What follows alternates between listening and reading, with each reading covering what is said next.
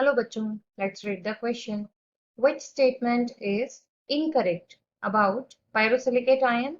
A is sp3 hybridization, B is one oxygen atom is shared between two tetrahedrons, and the C option is there are 8 silicon oxygen bonds, and D option is there are 1 silicon silicon bond. तो यहाँ से हमारा की concept क्या कहता है कि हमको इस क्वेश्चन में बात करनी है पायरोसिलिकेट आयंस के बारे में। अब देखो, अगर हम यहाँ पर पायरोसिलिकेट आयन के बारे में बात करें तो पहले उसका फॉर्मूला जाने कि वो क्या होते हैं, फिर उसका स्ट्रक्चर ड्रॉ करते हैं।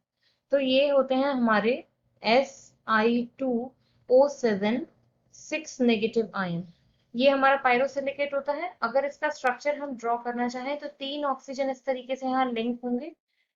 एवरी कॉर्नर ऑक्सीजन पर इस तरीके से एक ऑक्सीजन, यहाँ 2 ऑक्सीजन जुड़े होंगे। सिमिलरली ये यहाँ पर हो जाएगा, इनसे आपस में पेरोक्साइड लिंकेज बन जाएंगे और ये जो है यहाँ से इस तरीके से बॉन्डेड हो जाएगा।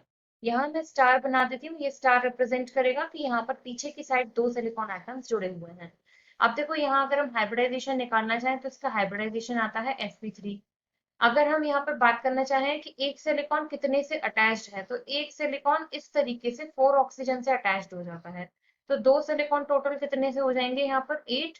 तो यहाँ पर 8 हो जाएंगे हमारे सिलिकॉन ऑक्सीजन बॉन्ड्स। सिमिलरली अगर मैं यहाँ पर बात करूं, इनके ऑप्शंस पर ही डायरेक्टली आ जाते हैं। पहला हमसे कह रहा है sp3 हाइब्रिडाइजेशन, बिल्कुल ठीक है, ए ऑप्शन हमारा। बी ऑप्शन बात करें, one oxygen is shared between two tetrahedrons, तो एक को हम यहाँ पर टेट्राहेड्रॉन ही बोलते हैं। टेट्राहेड्रॉन का मतलब होता है कि यहाँ पर जो 4 बॉन्ड से अटैच्ड हो जाए। तो यहाँ पर 2 ऐसे बन रहे हैं तो 2 टेट्राहेड्रॉन्स हो गए। सी में कह रहा है there are 8 silicon oxygen bonds, बिल्कुल ठीक है। डी जो कह रहा है कि there are 1 silicon silicon bond, तो सिलिकॉन डायरेक्टली आपस में लिंक नहीं है, ऑक्सीजन से लिंक है। तो हमारे लिए जो रॉन्ग स्टेटमेंट हो जाता है वो डी वाला है। I hope you understood well. Thank you.